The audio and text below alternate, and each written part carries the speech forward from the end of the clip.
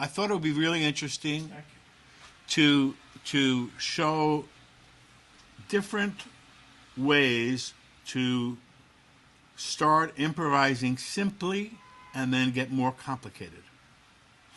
Okay, this is what we can call deeper in the pool.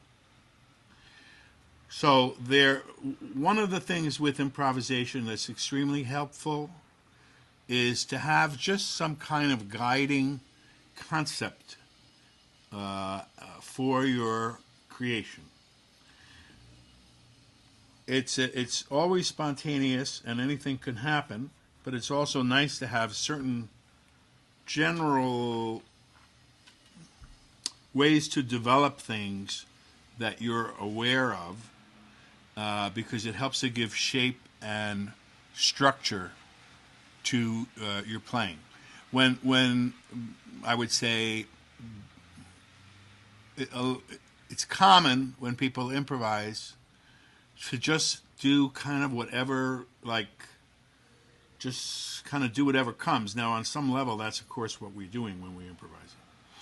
But it's better to have some type of a template where you have some ways that you know you're going to develop things.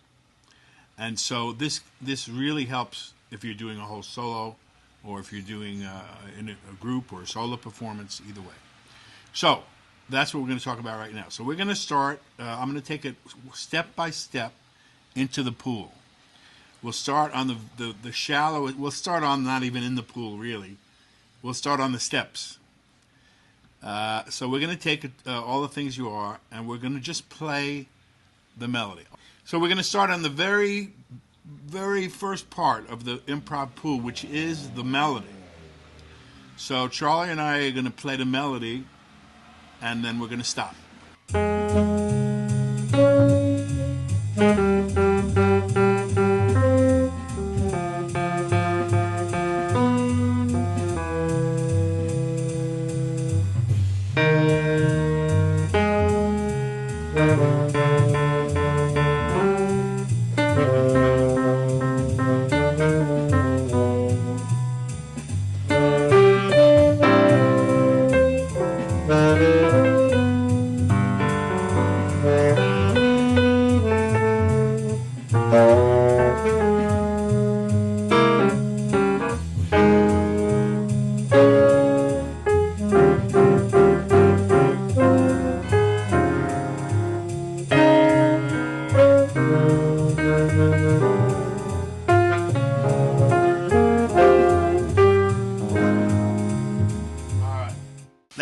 That's the stairs in the pool. The first step into the pool we can think of as embellishing the melody. Now this is a practical type of a template that can take you step by step into improv. It's nothing that has to be followed in stone. It can be followed more or less in stone when you solo, and it will sound great if you do it. A lot of times we don't want to be that regimented, but it's just something to keep in mind and adapt. Some of these improv concepts that you can use when you're playing, they sometimes can be, you can keep them like over your head, like here, and you can just dip into them anytime you want to. And anytime you don't want to go with it, you just go with whatever's occurring to you at the moment. But have this little umbrella on top of your head of concepts for development, and you can follow that umbrella a little bit or exactly or a lot, but it's a beautiful safety net when it comes to improv. Okay, so the first degree of going into the pool would be embellishing the melody. So my teacher Charlie Banakis used to say that this was being loosey-goosey with the melody. So usually when we embellish the melody, we'll usually add to it. Okay. Now, there's two basic kinds of things you can do. You can do addition or you can do subtraction. Thelonious Monk did both. He did a lot of subtraction. So he would make a phrase, ba-do-do-do-dat, do-do-do-do-dee-dum, ba-do-do-do-dat, do-do-do-do-dat, ba-da-da-dum. He would take notes away from it a lot. Unusual. Most of the time when we embellish the melody, we'll add notes to it. And a lot of times you can add neighbor notes to the melody, just notes that are close to the melody notes. And it should be something, the embellishing of the melody is not something that's mathematical. It's something that is totally feeling. So one way you can get a feel for embellishing the melody is to listen and sing with Louis Armstrong, because he was fantastic at that. He would never play a melody totally straight, but he would always tweak it. And when you're improvising, you could potentially play the melody straight, and then the second chorus could be embellishment if you wanted to. Or you could start right off into embellishment. Okay? So we're going to demonstrate now embellishing the melody, which is usually a question of using what we call musical addition to add to the notes. You.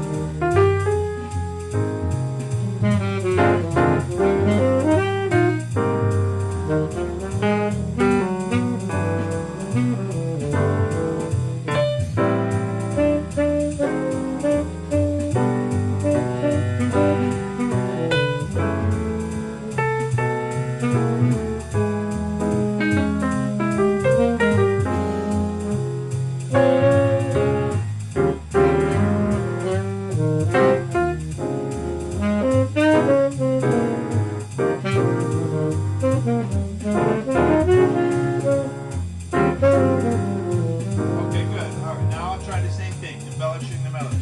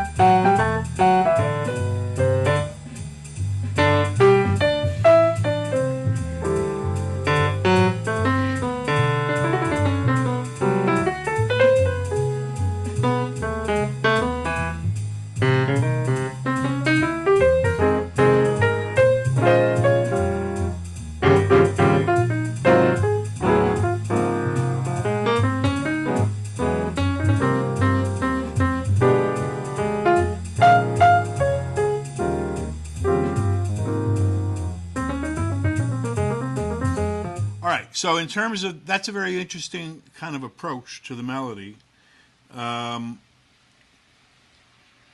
It can be as simple as hitting a note twice to get an embellishment, or playing a little turn, like a classical turn.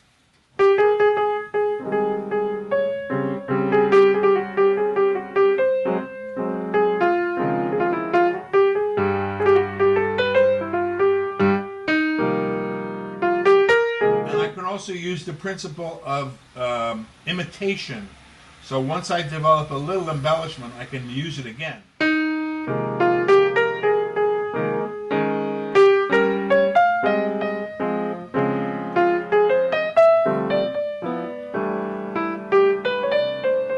That works real nice.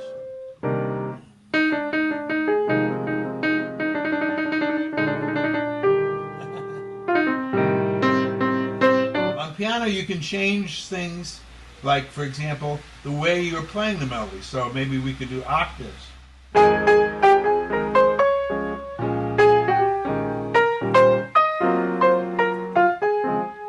Maybe double stops. Or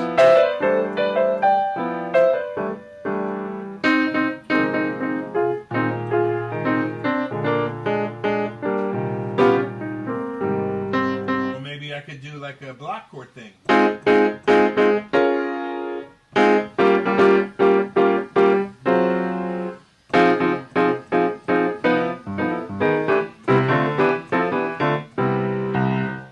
All those things can just add character to the melody, and that's something that's kind of shallow pool improvising, but it's a lot of fun.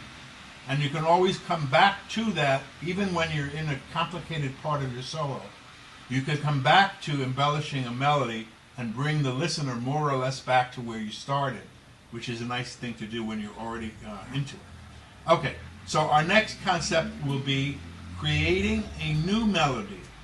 So this is the characteristics of most melodies is that it's just a few notes, simple phrase, and a held note at the end that holds for a while. Okay, it's the held note at the end of a short phrase that is typical of a melody. So here. Okay, so there's that note holds. That's characteristic of a melody, as opposed to a jazz line, which is something different. So you can create a new melody, which is generally going to be kind of short phrases with held notes at the end. And we can use imitation on this. So this is another beautiful thing to do with improv. I call it creating a new melody.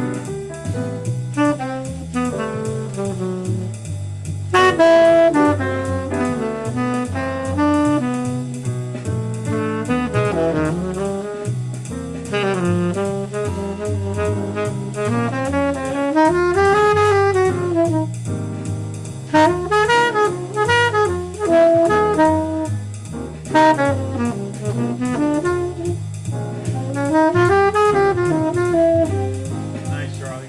Hi, Dave. I've got a question about Great. the phrasing.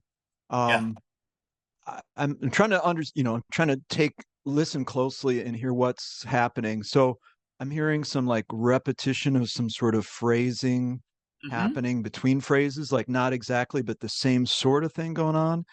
That's And it. then it seems like maybe the contours of the phrases are sort of similar from one to another. So there's not like a sudden jarring change.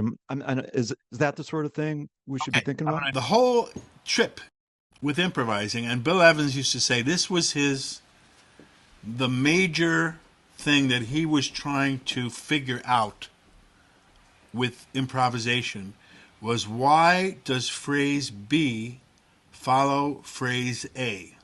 Okay?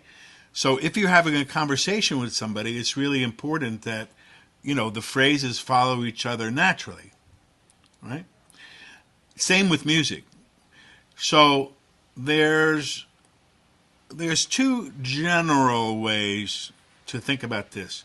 One is to think that you're having a conversation either with yourself or between two people. When you're playing, you can think that you're having a conversation between two people. That one is answering the other. Okay, so it makes it that just connects. If I think that I'm just thinking conversationally, another way to say that is what feels like it wants to come naturally next. It just knocks at your door most of the time. Okay. Now, there doesn't have to be necessarily any particular relationship between the phrases. It's possible. If you think conversationally, then it will generally sound like the phrases work with each other, but they don't have to be exact. So I'll give you an example of this. It's just thinking that, like I'm thinking of a conversation.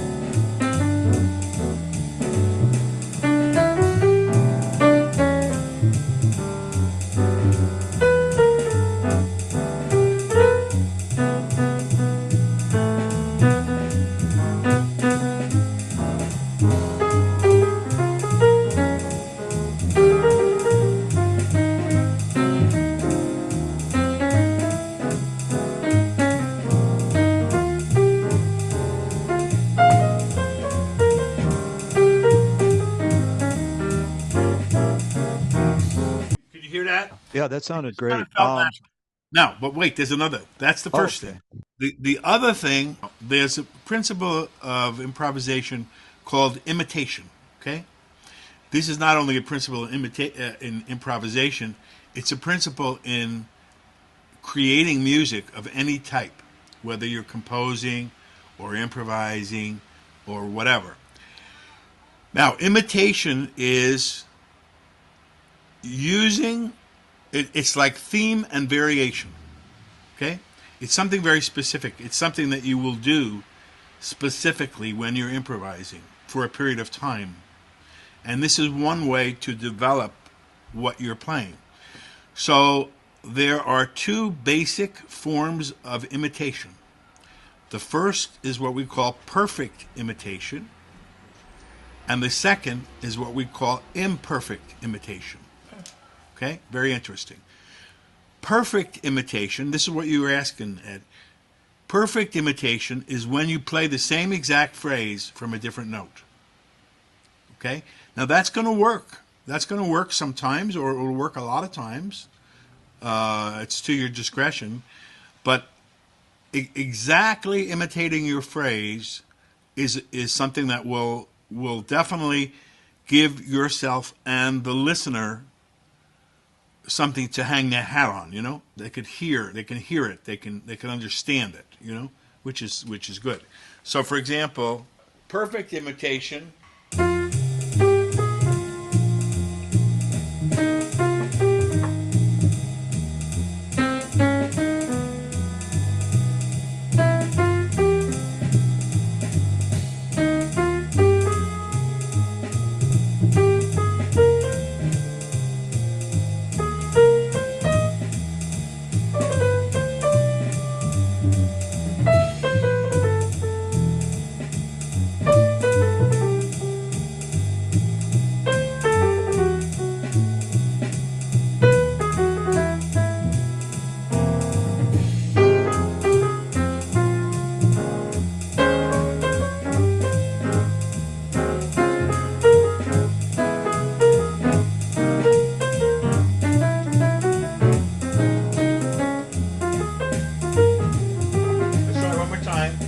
Perfect imitation. A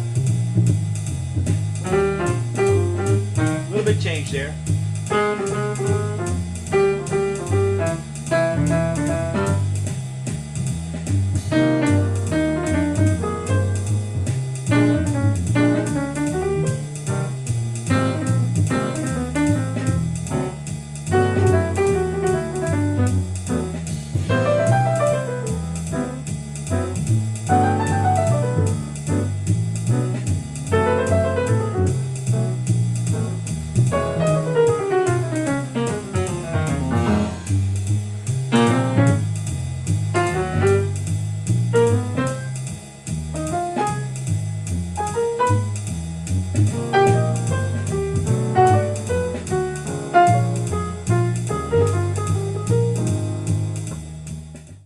Make sense? This is what we call perfect imitation. My son might be in the way. Yeah.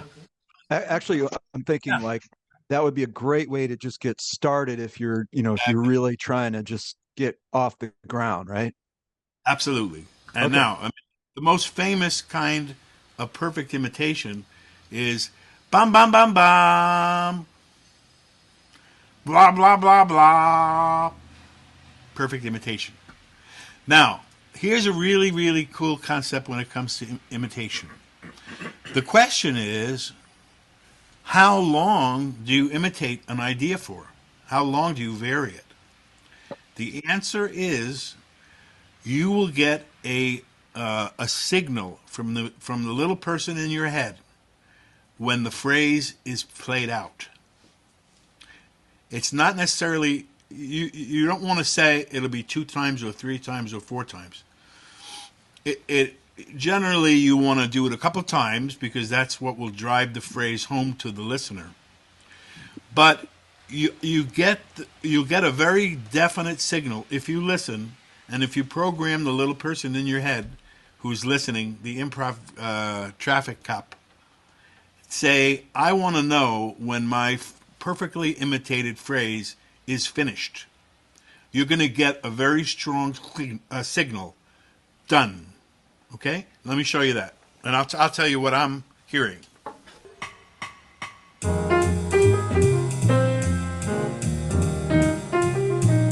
little bit more. Again. One more time. There. I would say it's done.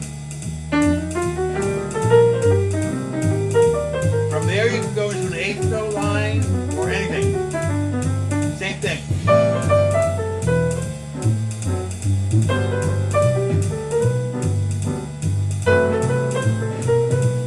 Done.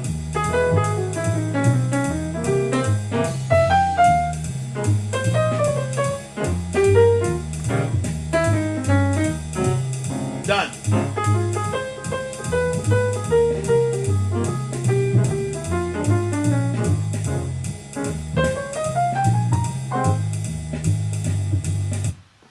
that?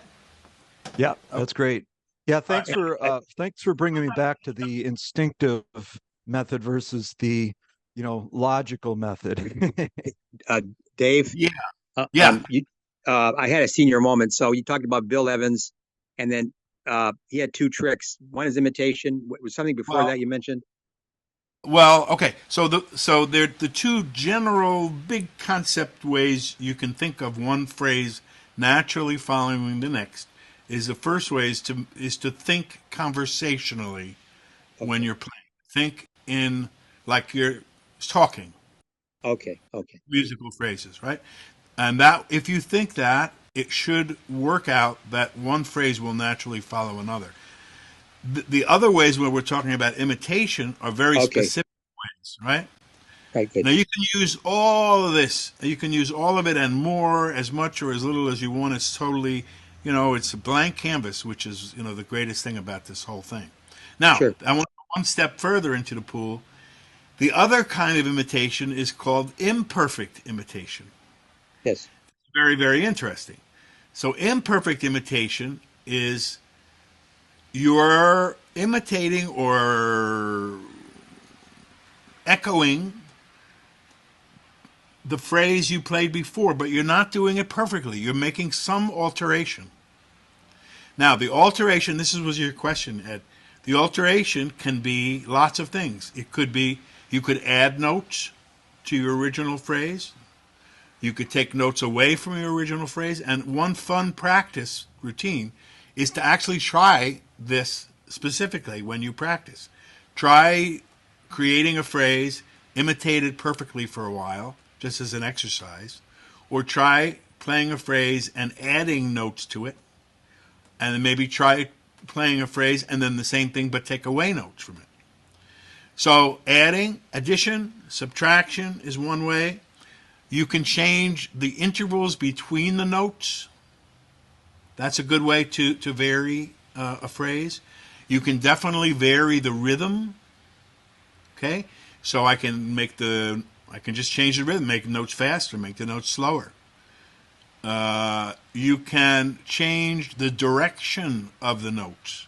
So if one note goes up to another note, then when you repeat the phrase, it will have certain characteristics of the phrase, but the second note will go down instead of up. Okay? Now, the trick to imperfect imitation is that the listener has to hear that there's still a relationship between the two phrases. There has to be enough similarity that the listener will say, "I'm following this. This is. I hear how you're varying it." Okay, and so this is a very, very interesting thing. So I'll demonstrate some of this.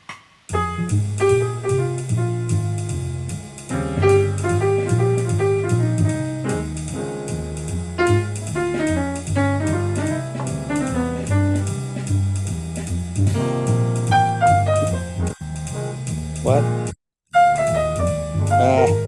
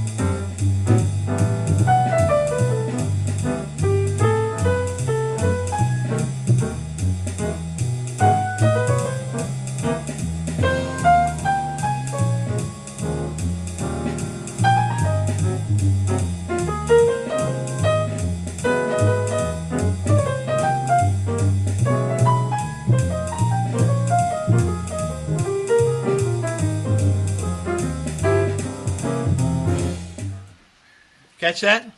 Yeah, Dave, related to what you're saying is phrase length too. I've noticed, you increased phrases or lessened them. So that's a related Yeah, right. concept. So you can repeat the animal but add a tail to it. Yes, yes. You know what I mean? Yes, Mhm. definitely. Phrase lengths is one of the things that will uh, make it so that you'll create an inherent connection between the phrases, right? Yeah, there's a book out. I forget, a sax player did it, and you can embed the melody, within note, within scales or whatever. Embedding. You know what I mean? Embedded. Yeah, you would. What Em, does that mean? well, all the things you are. You might want to play, you know, first five notes of an F minor scale. You're still including the A flat, the beginning note. Okay. You're embedding that within Oh, you your mean you're run. embedding the melody note, Yes, and then you're within. then you're Yeah, within. Yeah, within a you're scale getting or to. arpeggio. You cut, Uh, you hit. It's embedded within. I don't know if you've yeah, ever thought about. yeah. The whole thing that we've been doing so far today is all based on all the things you are. Yeah, By right, the way, right. our tune du jour. Oui, très bien. Keith, do you have a question? I see a question from Keith. Uh, yeah, well, question and comment. First of all, I really like that spot right at the end of what you just played, where you'd been leaving a lot of space between your phrases. And then all of a sudden you played a bunch of 4-bar phrases without any pause. It was a nice contrast and Right. unexpected. Right before you started singing Beethoven, I'd actually been thinking about Beethoven for a moment. Because when you talked about all these ways you can take a phrase, repeat it, change it a little bit, change the harmony, change the rhythm, change the dynamics. I've been listening to Beethoven recently, and it seems like he's a real master of that, I'm taking sure. one phrase and just on and on and on. Well, take that symphony, right? Ba da ba dum. Then Yeah, he imitates it yeah, perfectly. Ba da ba dum. And then he doubles it. Da da da da da da da da da da da. And then he repeats that. Da da da da da da da da da da da. Then he keeps the same rhythm. Ba da da da. Then he imitates that. Ba da da da da da da da. Pam pam. That whole first Yeah, section is based on ba da da da. And then he changes it there. Da dee dee dee dee da da da. Then he imitates that. Boo dee yoo doo dee da da da. You know? He definitely had this in his toolkit. yeah.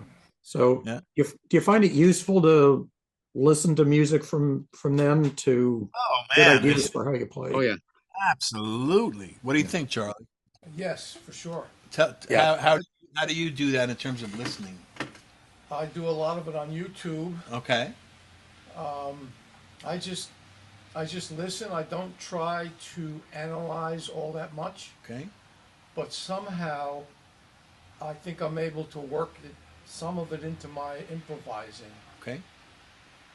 I think. I Listen to mean, the two-part fugues. Bach, the Bach inventions are very good. 2 and 3 part inventions and the fugues for keyboard. Played It's the all over Bach. the place. Yeah. yeah. Great. Yeah. Yeah. Oh, absolutely. I mean, you'll find this imitation thing everywhere in terms of composed music and improvised music too. But different players do it more or less. For example, Charlie Parker didn't do that all that much. That wasn't one of his big things. He would usually give you different information in phrase B than phrase A. But Bill Evans uses imitation constantly. Everything I mean, not everything, but constantly he's using sometimes perfect, sometimes imperfect imitation. He likes setting up a phrase and then speeding it up, which is really a lot of fun. So,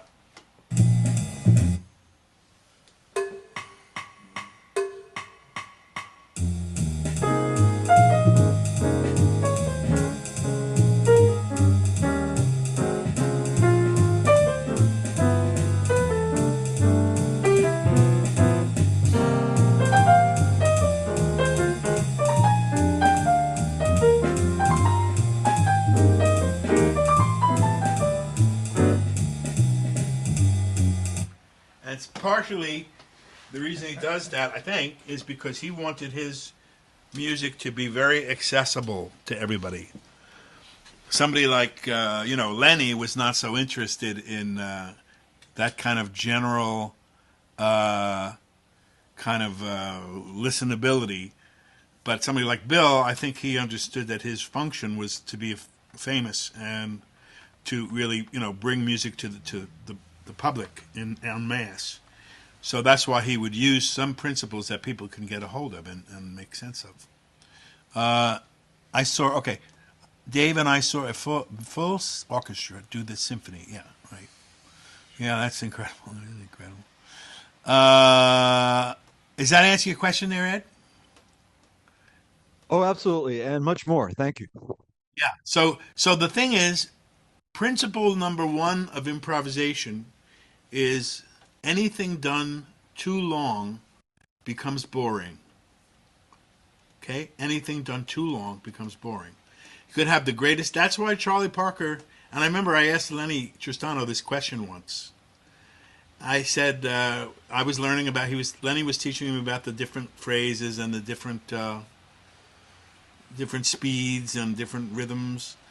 And I noticed that Charlie Parker would not use a lot of the double time lines, the 16th lines.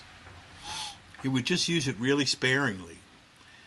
And obviously he could have used it. Now somebody like Coltrane uses the 16th lines all over the place, even on really simple tunes like So What, or the stuff he did with Miles. Miles would be doing very long. Miles was creating new melodies, like we were discussing, all over the place. And then Coltrane came in with the 16th lines, boom, right away, and kept it going. That's just a different style. But Lenny said that you're supposed to generally hold off on the 16th notes until you're looking for the right spot. So I mean, if Muhammad Ali was in a ring, he wouldn't come out and just start punching everything. Everything was strategic. He would wait, and at the right moment, then he would do it. So Lenny said, you want to wait to use the higher artillery, and so that works pretty good. Okay, and I've been more and more aware that the masters often use very simple principles, but apply them in creative and interesting ways. Yeah, it cuts across the spectrum. Sometimes it's very simple. Depends on the player too. Some players like Coltrane, for example, was never very simple. He was always working in complication, more or less. Somebody like Miles was working mostly in simplicity. Some guys could do both. So yeah, I mean, it's a personal style. But it's just learning these different possibilities and these different concepts of approaching improvisation. It's so useful when you do it to have some of these concepts working for you, because it really makes the process a lot clearer, and I find it just works better. So you can argue that point, but anyway. Okay, let's go a little further.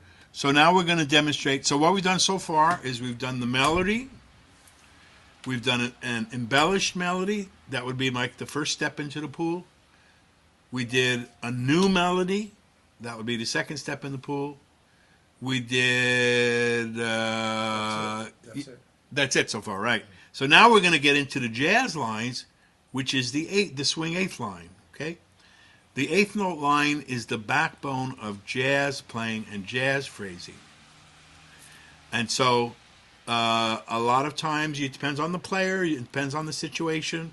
A lot of times you won't necessarily start a solo with this eighth note line, but definitely once you got into the solo, you would probably use a lot of it, depending on who you were.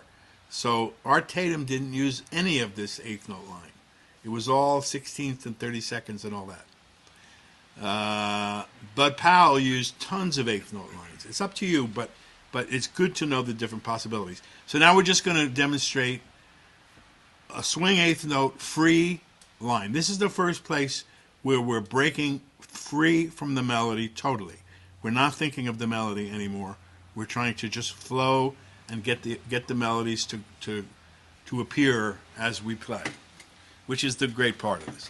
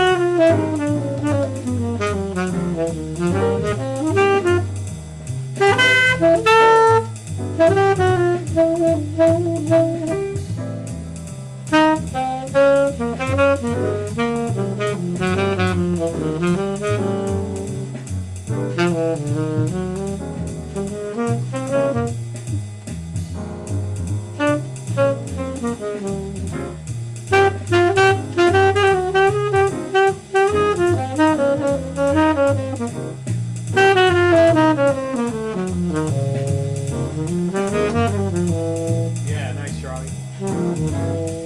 Yeah, man, very nice.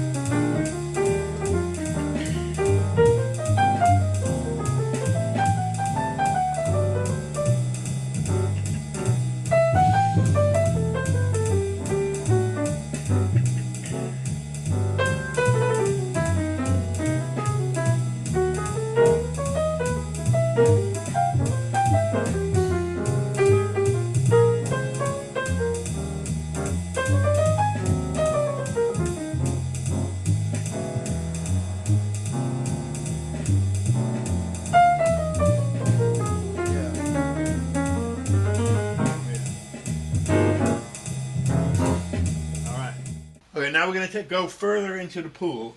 So the next thing is to use triplets. I'm not going to put anybody on the spot to do this. I will put myself on the chopping block. Maybe I can pull it off. So the next line would be triplets. Okay, now I can either use triplets in the middle of the eighth note line or alone and create a line of triplets. This would be the next level of intensity. So let's just say we put a triplet in the line.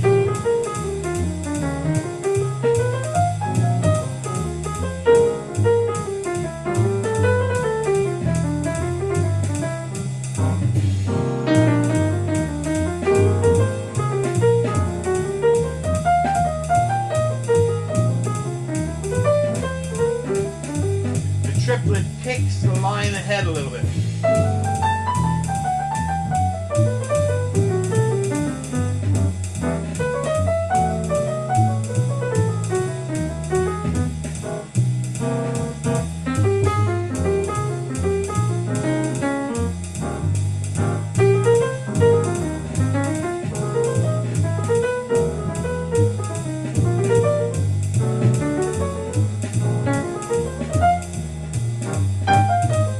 Now a triplet line.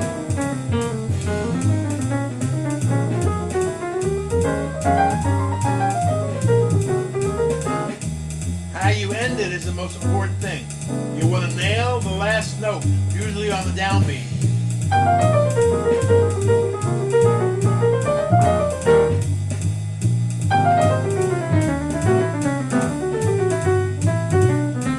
Now I'm getting the signal to get back to the eighth notes. Back to triplets.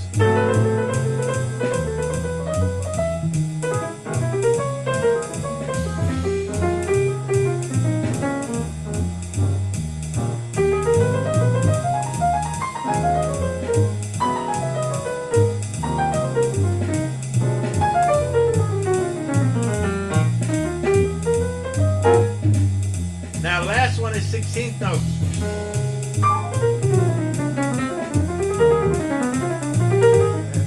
Same thing, you try to nail the last note.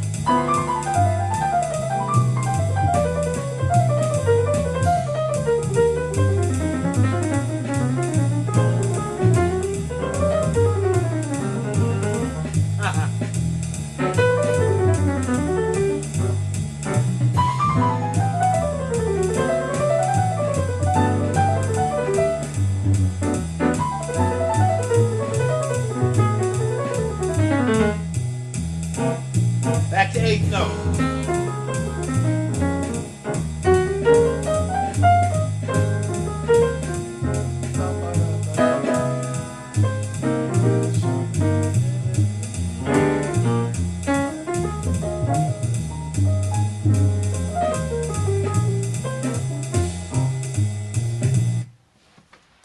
All right, so now we're going to put it all together. Thank you for listening. One it goes to your question. Somebody says, Charlie, what do you listen for, or like that?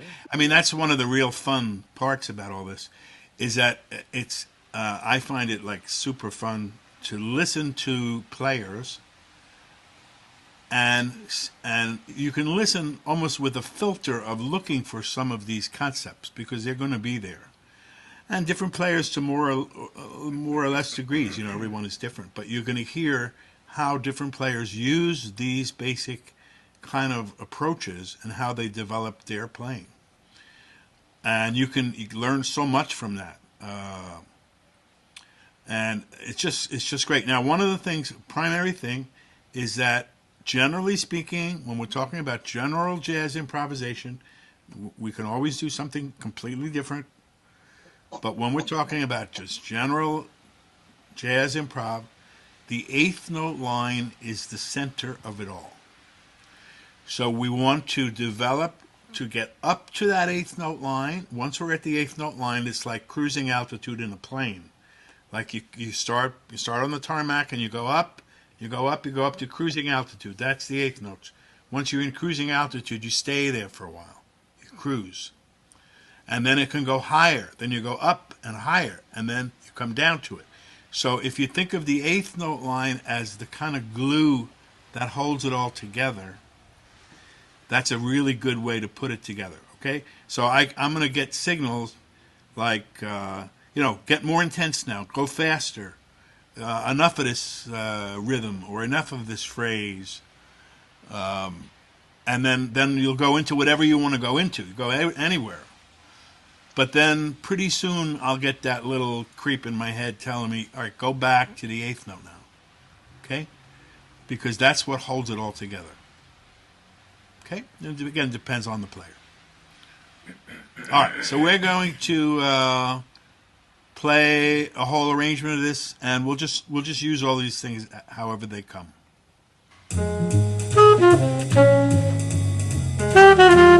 Plants.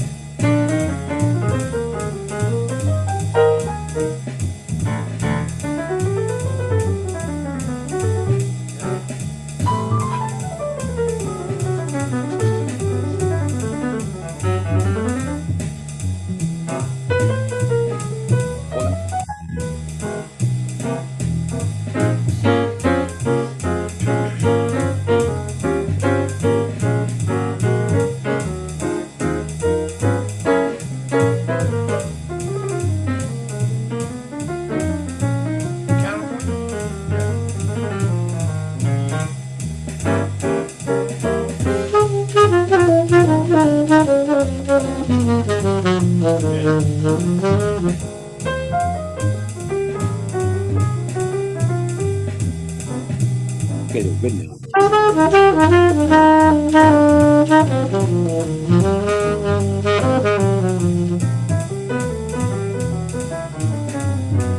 I like it to see this stuff on TV, and it becomes natural. I see with Ron James, it just becomes it's not out of the ordinary.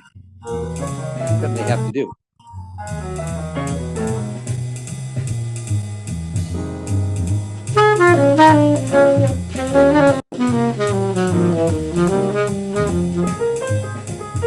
High school championship, 7 to Centerville.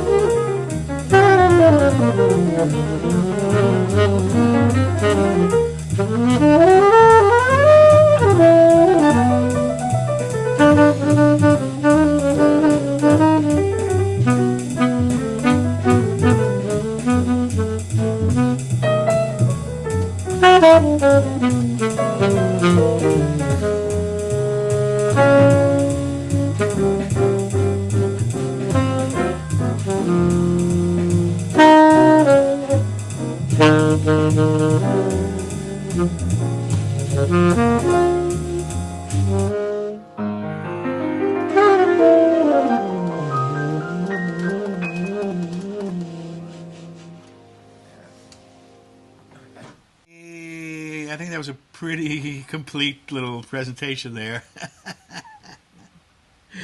Next time we'll talk about the proper way to do a lobotomy. I'll try it on Charlie.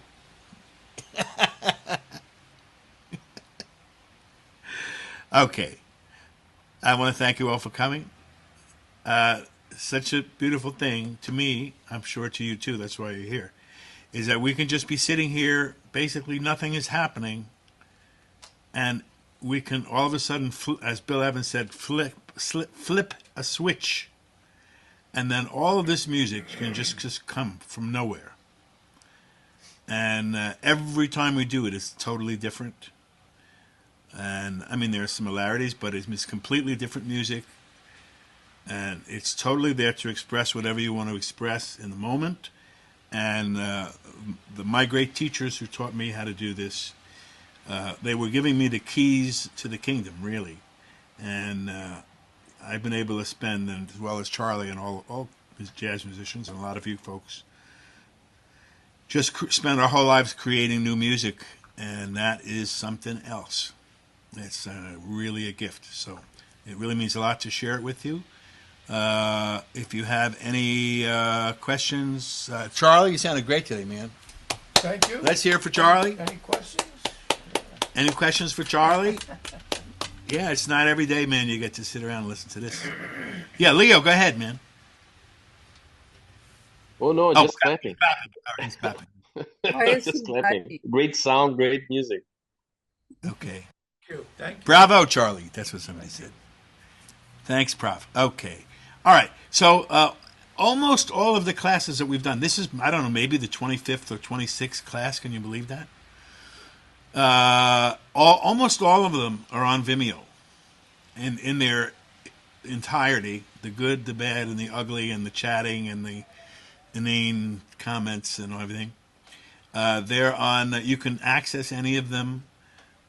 You can type in the title DFSOJO, Dave Frank School of Jazz Online. Just capital letters, DFSOJO. And that is also the password. Thank you, Harry. DFSOJO. Right, that's it, right there. And this is session 34. Oh my God. Yikes. Okay. They're all there. Well, not all, maybe 30. I don't know. There's plenty. There's plenty. There's much more than anybody needs. But they are there. So thank you all for participating. If you have any friends or colleagues or enemies that you think would enjoy joining us, feel free to invite them. It's open for everybody. We want to spread this as much as we can. And it means a whole hell of a lot to me that you guys showed up and we can have these afternoons. Absolutely great. Blessings and keep swinging.